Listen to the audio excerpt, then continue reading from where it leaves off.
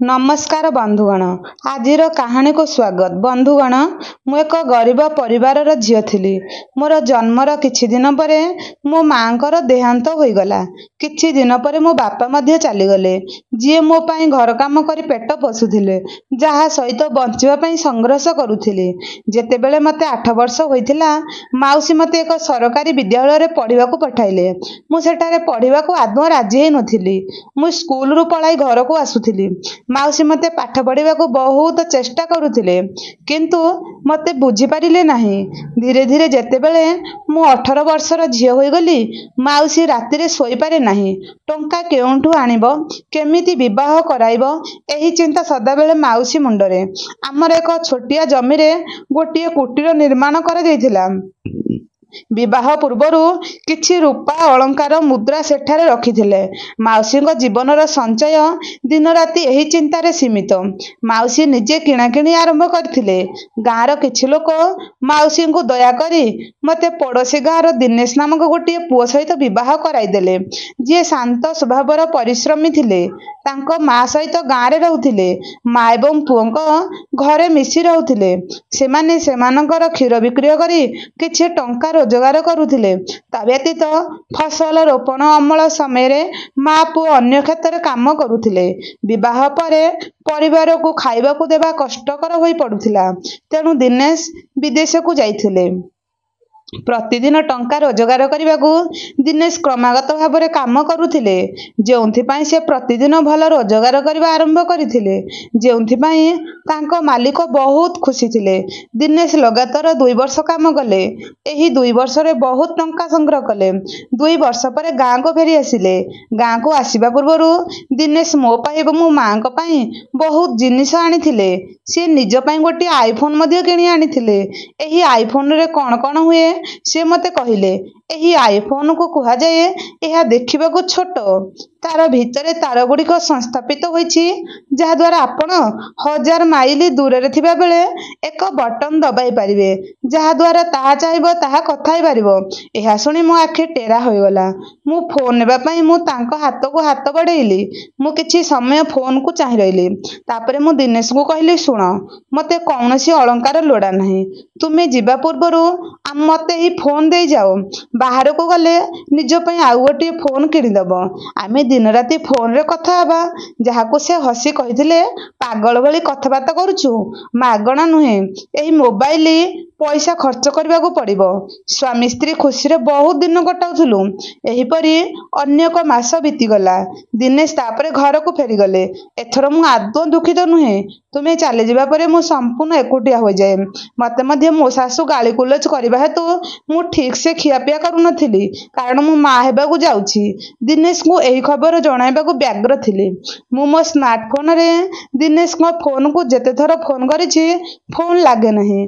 दिनेश को आसीबा को 2 मास अपेक्षा करिबा परे सेही दिन आसिला। जेतेबेले मो स्मार्टफोन रिंग कली, मु फोन बटन दबाई मो हृदयर कथा दिनेश को सह कथा आली। जेतेबेले पैसा सरीगला, फोन कटिगला। मो हाथ रे फोन थिबारु समय जना पड़े नाही। दिनेश किछि दिन परे गाँ को फेरी आसिले। मोर रंगीन चेहरा देखिबा परे दिनेश चिंतित हेले। तेणु जेतेबेले मु मो माँ को सह कथाबार्ता कली, माँ कहिला जे एमिति चिंता करिवार किछि नाही। तांको माँ जहा कहिले दिनेश चुक्ति रे मुंड नुआउछंती। परदिन दिनेश मते माउसी पाखु नै छाड़ी आसिले। मते माउसीଙ୍କ पाखरे छाड़ी गाँ को फेरी आसिले। से स्मार्टफोन रे दिन राति समय काटु थांती, जना पड़े नाही दिन केतेबेले सरी जाए। दिनेश तांकर जने बंधुଙ୍କ सह कथा हेउथिले। अन्य जने महिलांकर कथा सुनिबा मात्रे दिनेश नर्वस होई गले। किछि समय पई से फोन काटि देले। मु एही नंबर रु दिनेश को स्मार्टफोन रे 2 थर मिस कॉल कली। फोन करिबा परे दिनेश जानि पारिले नाही, बरम एहा एक भूल नंबर थिला।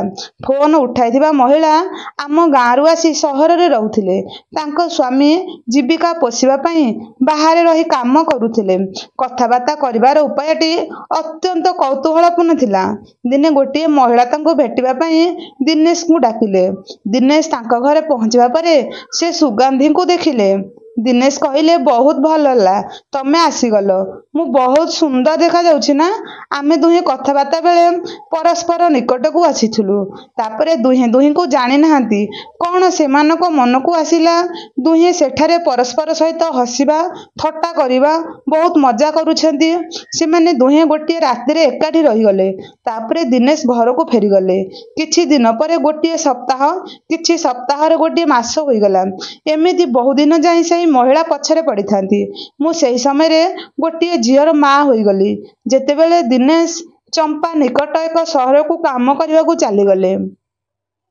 ଦିନେଶଙ୍କ ମା ମାନେ ମୋ ଶାଶୁ ମୋତେ ଭେଟିବାକୁ ମାଉସୀ ଘରକୁ ଆସିଥିଲେ।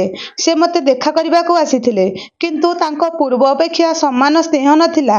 ମୁଁ ଭାବିଲି ବୋଧହୁଏ ଏହା ମୋର ଭ୍ରାନ୍ତ ଧାରଣା। 2 ବର୍ଷରୁ ଅଧିକ ସମୟ ପରେ ଦିନେଶ ଘରକୁ ଫେରିବା ପରେ ସେ ସଙ୍ଗେ ସଙ୍ଗେ ସୁଗନ୍ଧିକୁ ଭେଟିବାକୁ ଯାଇଥିଲେ। ସେ ମୋର କୌଣସି ଖବର ନେଇନାହାନ୍ତି କିମ୍ବା ତାଙ୍କ ଝିଅ ବିଷୟରେ ବି ପଚାରି ନାହାନ୍ତି। ବର୍ତ୍ତମାନ ସୁଗନ୍ଧି ମଧ୍ୟ ତାକୁ ଭେଟିବା ପାଇଁ ଗାଁ ଆଡ଼କୁ ଯାଇଥିଲେ। ସେଠାକାର ଲୋକମାନେ ବିଲବାଡ଼ିରେ ବାହାରେ କାମ କରନ୍ତି, ବେଳେବେଳେ ଆଉ କେଉଁଠାରେ ମଧ୍ୟ କାମ କରନ୍ତି। ମୁଁ ଯେତେବେଳେ ଦିନେଶ ପାଖକୁ ଫୋନ୍ କରେ, ସେ ସଦାବେଳେ କୁହନ୍ତି ମୁଁ ବ୍ୟସ୍ତ ଅଛି। ସେ କ'ଣ କରନ୍ତି ମୁଁ ଆଦୌ ଜାଣେ ନାହିଁ। ମୋତେ ସବୁବେଳେ ବାହାନା ବତାନ୍ତି। ମୁଁ ମୋ ଶାଶୁ ଘରକୁ ଯିବା ପରେ ମୁଁ ଦେଖିଲି ଦିନେଶ ଘରେ ଅଛନ୍ତି। ଯଦି ସେଠାରେ ଥାଆନ୍ତି ତେବେ ସେ ସର୍ବଦା କୌଣସି ସ୍ଥାନରେ ହଜିଯାଆନ୍ତି କିମ୍ବା ସେ ନିଜ ସ୍ମାର୍ଟଫୋନର ବଟନ୍ ଦବାଇ କ'ଣ କରୁଥାନ୍ତି ମୁଁ ଜାଣେ ନାହିଁ। ସେ କ'ଣ କରୁଛନ୍ତି? ଦିନେ ଯେତେବେଳେ ମୁଁ ଭାବିଲି ଦିନେଶ କାହା ସହ କଥା ହେଉଛନ୍ତି, ଗୋଟିଏ ଦିନ ପୂର୍ବରୁ କାହା ସହିତ କଥାବାର୍ତ୍ତା ବହୁ ସମୟ ପର୍ଯ୍ୟନ୍ତ ଚାଲିଲା। ମୁଁ କାନ୍ଥରେ କାନ ରଖି ଶୁଣିବାକୁ ଚେଷ୍ଟା କଲି, କିନ୍ତୁ ଅଧିକ କିଛି ବୁଝିପାରିଲି ନାହିଁ। ତାପରେ ପରଦିନ ସୁଯୋଗ ନେଇ ଦିନେଶଙ୍କ ଫୋନ୍ ନେଇ 10ମ ଶ୍ରେଣୀରେ ପଢ଼ୁଥିବା ପଡ଼ୋଶୀ ଗୁଲୁଙ୍କ ନିକଟକୁ ନେଇଗଲି। ତାଙ୍କର ସମସ୍ତ କଥାବାର୍ତ୍ତା ଶୁଣିବାକୁ ଲାଗିଲି। ଗୁଲୁ ପଢ଼ି ମୋତେ ଶୁଣେଇଲେ। କ୍ରୋଧରେ ଜଳି ମୁଁ ଦିନେଶଙ୍କୁ ଯାଇ ଏହି ନମ୍ବର ବିଷୟରେ ଜାଣିବାକୁ କହିଲି। ତେଣୁ ମୁଁ କିଛି ସମୟ ପାଇଁ ଦିନେଶଙ୍କ ସହ କଥା ହେଲି, କିନ୍ତୁ କଥା ଅନ୍ୟ ଆଡ଼କୁ ବୁଲାଇ ଦେଲେ। କହିଲେ, ରେ ତୁ ମୂର୍ଖ, ମୋ ଉପରେ ସନ୍ଦେହ କରୁଛୁ? ମୁଁ ତୋ ଛଡ଼ା କାହା ସହିତ ସମ୍ପର୍କ ରଖିପାରିବି ନାହିଁ। ଏହି ନମ୍ବର ଜଣେ ଶ୍ରମିକଙ୍କ ନମ୍ବର। ମୁଁ ଏଥର ଘରକୁ ଆସିନଥିଲି, ତେଣୁ ମୁଁ ତାଙ୍କ ବିଷୟରେ ପଚାରିଥିଲି। ମୁଁ ଚୁପ୍ ରହିଲି, କିନ୍ତୁ ମୋ ମୁହଁରେ କୌଣସି ସନ୍ତୋଷ ପ୍ରକାଶ ପାଇଲା ନାହିଁ। ପୁଣି ଥରେ ତାଙ୍କ ସ୍ମାର୍ଟଫୋନରେ ନଜର ରଖିବା ଆରମ୍ଭ କଲି। 4 ଦିନ ପରେ ରାତିରେ ମୁଁ ଦିନେଶ ସୁଗନ୍ଧିକୁ ଫୋନରେ କହୁଥିବାର ଶୁଣିଲି ଯେ ଆସନ୍ତାକାଲି ଗାଁ ବାହାରେ ଥିବା ଭଙ୍ଗା ଘର ପାଖକୁ ଆସ, କାରଣ ମୋତେ ପରଦିନ ଗଣେଶ ଘରୁ ବାହାରକୁ ଯିବାକୁ ପଡ଼ିବ। ଯାଇ ଗାଁର ଭଙ୍ଗା ଘରରେ ସୁଗନ୍ଧିଙ୍କ ଆଗମନକୁ ଅପେକ୍ଷା କରିବାକୁ ଲାଗିଲେ। କିଛି ସମୟ ପରେ ସୁଗନ୍ଧି ବହୁ ଦୂରରୁ ଆସି ଦୁହେଁ କ୍ଷେତରେ ଠିଆ ହୋଇ ମୁଁ ମଧ୍ୟ ସେଠାରେ ପହଞ୍ଚି କାନ୍ଥ ପାଖରେ ବସିବାକୁ ଲାଗିଲି। ପଛରେ ଲୁଚି ଦିନେଶ ଗୋଟିଏ ପଟରୁ ତାଙ୍କ କଥା ଶୁଣିବା ଆରମ୍ଭ କଲେ। ଦିନେଶ ସବୁବେଳେ ଭୟଭୀତ ଥାଆନ୍ତି। ବର୍ତ୍ତମାନ ମୁଁ ତୁମ ସହିତ ବଞ୍ଚିବାକୁ ଚାହୁଁଛି। ମୁଁ କିଛି ମାସ ଭିତରେ ମଧ୍ୟ ନିଜର କରିବାକୁ ଚାହୁଁଛି। ଆଉ କିଛି ମାସ ଅପେକ୍ଷା କର, ମୁଁ ତୁମକୁ ମୋ ପାଖକୁ ନେଇଯିବି। ଏଥର ମୁଁ ଯିବା ମାତ୍ରେ ଏକ ଅଲଗା ରୁମ୍ ଦେବି। ତାପରେ ମୁଁ ତୁମକୁ ନେଇଯିବି। ମୁଁ ଫେରି ଆସୁଛି। ତାପରେ ଗୁପ୍ତରେ ସାକ୍ଷାତ କର। କୌଣସି ଆବଶ୍ୟକତା ନାହିଁ। ଏତେ କଥାବାର୍ତ୍ତା କରିବା ପରେ ସେମାନେ ପରସ୍ପର ମଧ୍ୟରେ ହଜିଗଲେ। ପରସ୍ପର ସହିତ ସ୍ନେହପୂର୍ଣ୍ଣ ଭାବରେ କଥାବାର୍ତ୍ତା କରିବାକୁ ଲାଗିଲେ। ମୁଁ ସେମାନଙ୍କୁ ଦେଖୁଥିଲି। ସେଠାରୁ ସିଧା ଘରକୁ ଆସିବା ପରେ ମୁଁ ମୋ ଝିଅକୁ ନେଇ ମୋ ମାଉସୀ ପାଖକୁ ଚାଲି ଆସିଲି। ମୋର ଏବଂ ମୋ ଝିଅର ଯତ୍ନ ନେବାକୁ ଲାଗିଲି। ତାପରେ ଚାଲିବାର ଗୋଟିଏ ଦିନ ପୂର୍ବରୁ ଦିନେଶ ଆସି କହିଲା, ମୁଁ କାମ କରିବାକୁ ଯାଉଛି। ତୁମେ କାହିଁକି ଏହିପରି ଭାବରେ ଘର ଛାଡ଼ି ଚାଲି ଆସିଲ? ତେଣୁ ମୁଁ ତାଙ୍କୁ ସ୍ପଷ୍ଟ ଭାବରେ କହିଲି ଯେ ବର୍ତ୍ତମାନ ମୁଁ ଆପଣଙ୍କ ସହ କୌଣସି ସମ୍ପର୍କ ରଖିବାକୁ ଚାହୁଁନାହିଁ। ଆପଣ ଅନ୍ୟ ଝିଅମାନଙ୍କ ସହିତ କଥାବାର୍ତ୍ତା କରୁଛନ୍ତି। ମୁଁ ସୁଗନ୍ଧିକୁ 60 ଥର ଜାଣିସାରିଛି। ଦିନେଶ ସ୍ପଷ୍ଟ ଭାବରେ କହୁଛନ୍ତି ଯେ ମୁଁ ସୁଗନ୍ଧିକୁ ପାଇବାକୁ ଯାଉଛି। ବିବାହ ପରେ ଆପଣ ତାଙ୍କ ବିଷୟରେ ଏପରି କୌଣସି କଥାବାର୍ତ୍ତା କରିବ ନାହିଁ। ଏହା କହି ସେ ଚାଲିଗଲେ।